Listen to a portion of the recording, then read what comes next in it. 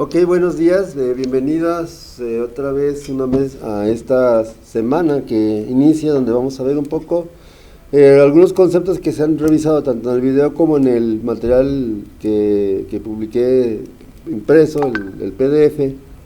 Ok, vamos empezando a hablar un poco acerca de la relación entre psicología y personalidad. Pues desde hace mucho tiempo pues ha sido como un interés fundamental de la ciencia psicológica entender cómo funcionan las personas.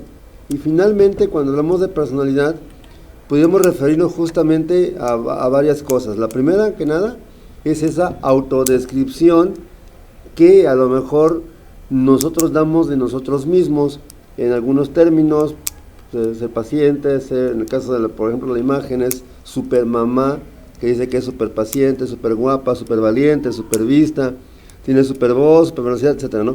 De alguna manera, esta imagen, pues, reflejaría un poco, a lo mejor, número uno, que yo crea esa descripción de mí. Eso es lo primero. Lo segundo sería la descripción que yo sé que otros dan acerca de mí. Esto quiere decir que a lo mejor a mí me dicen mi grupo de apoyo, mis amigos, mis conocidos, mis familiares, es que tú eres muy paciente.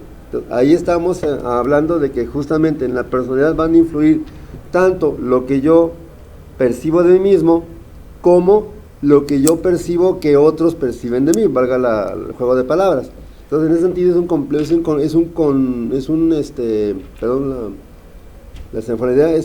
un concepto un tanto complicado de entender justamente cuando hablamos de personalidad.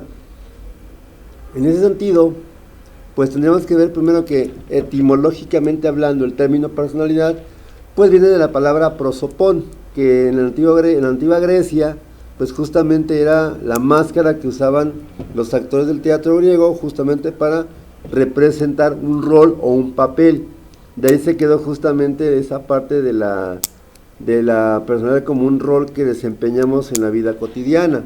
En ese sentido, pues también podríamos explicar la personalidad a partir de que le atribuimos, por ejemplo, a la frase o a la palabra yo. Yo soy, va a venir una oración, una frase, que eso tiene que ver justamente con cómo me concibo yo.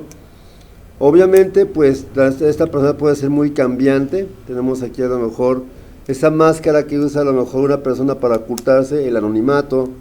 De repente tenemos, como esa persona del carnaval, a lo mejor una metáfora un tanto dramática también del teatro, que es el payaso que llora, justamente que, digamos, en la parte social, pues se encarga de hacer reír a las personas, pero nadie conoce lo que hay detrás de ese maquillaje, detrás de esa máscara, que puede ser algo completamente distinto, ¿no? Un ser que a lo mejor pues es triste, es solitario, que tiene sus penas, etcétera. Me viene a la memoria ahorita un actor fallecido hace unos cuantos años, Robin Williams. Fue conocido básicamente por todos sus papeles ser así un tanto cómicos o de comedia. Sin embargo, el actor padecía depresión y murió por depresión. Entonces, finalmente es a veces importante ver esa parte, esa dimensión social de la personalidad. A veces justamente la personalidad esconde justamente alguna monstruosidad, entre comillas. Más adelante se puede explicar esta parte de la monstruosidad, alguna deformación, algo que no quieren los demás que vea o que no quieren que conozca, ¿no? Entonces, como por ejemplo aquí tenemos el célebre caso de un psiquiatra de la ficción, afortunadamente, Hannibal Lecter, que es justamente una persona muy brillante, muy inteligente, que comete homicidio básicamente comiéndose a sus víctimas. Insisto, afortunadamente es ficción. También tenemos entonces que la personalidad va a tener siempre que ver con cómo nos definimos, pero en función de qué tanto o de qué manera impactamos directamente a las demás personas, y abarcando para ello justamente nuestras propias cualidades, defectos, aquello que nosotros pensamos que tenemos, aquellas situaciones que sean las cualidades subjetivas, aquellas cualidades que a lo mejor de repente la sociedad valora más. O sea, puede ser que para mí la honestidad no sea tan importante, pero para la sociedad sí, y por lo tanto me definen a mí como un ser social honesto. y también, obviamente, pues la parte emocional, ¿no?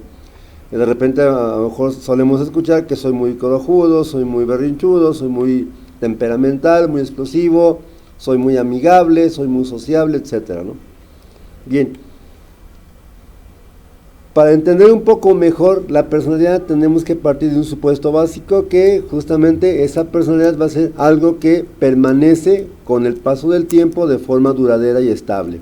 Esto justamente hace que seamos predecibles y también que de alguna manera esas características que nos definen como persona sean estables y permanezcan a lo mejor a pesar de que haya algún cambio repentino que pudiera amenazar con esta parte de desorganizar nuestra personalidad o nuestra identidad. Pasaríamos también a revisar un poco de forma breve lo que es el término o los componentes de la personalidad, que en este caso son dos. Hablamos del carácter, que es una parte social, una parte que se construye por la interacción de nosotros con los padres y con la familia y con el resto de la sociedad, que es justamente cómo reaccionamos de forma cotidiana ante una situación de carácter social.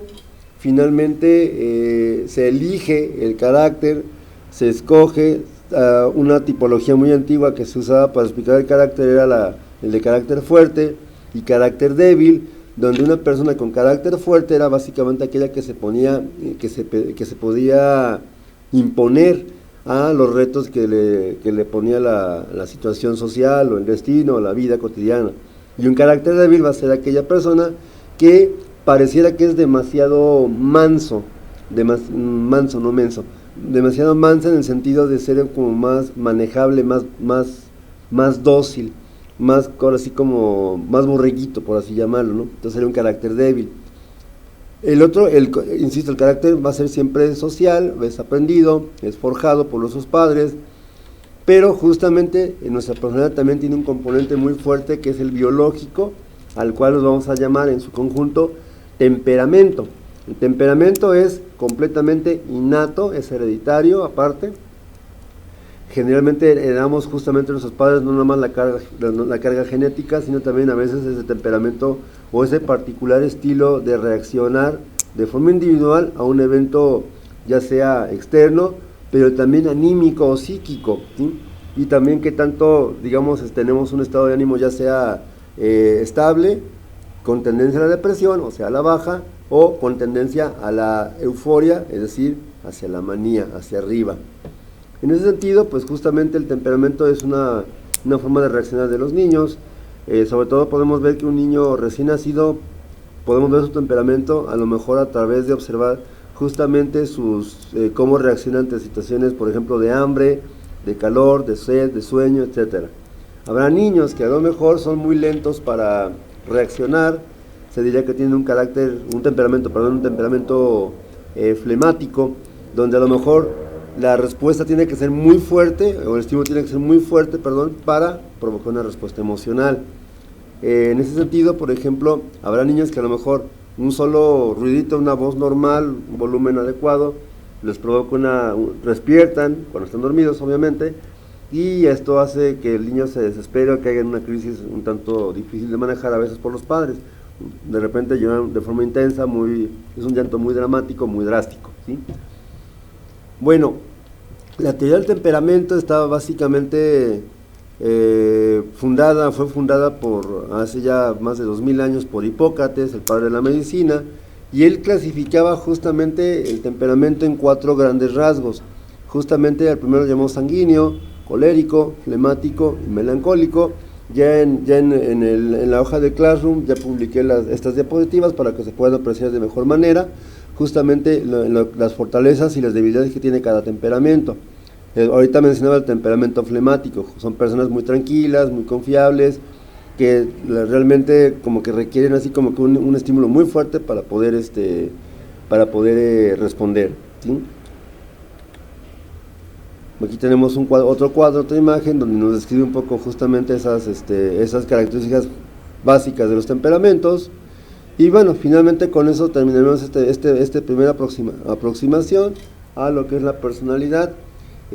Los temas subsecuentes van a ser un poco más extensos también, porque implica conocer un poco cómo es que se desarrollan en un sujeto normal la personalidad. Y de entrada, pues el primer modelo teórico que tendríamos que revisar va a ser, lógicamente, a Sigmund Freud. Por mi parte es todo. Invitaría pues a que a través de ya sea WhatsApp o la misma página de Classroom, pues exterioricen sus comentarios, inquietudes, dudas que tengan, para yo darle a la mayor brevedad posible, pues darle un seguimiento adecuado. Por mi parte, gracias y nos vemos en la próxima sesión.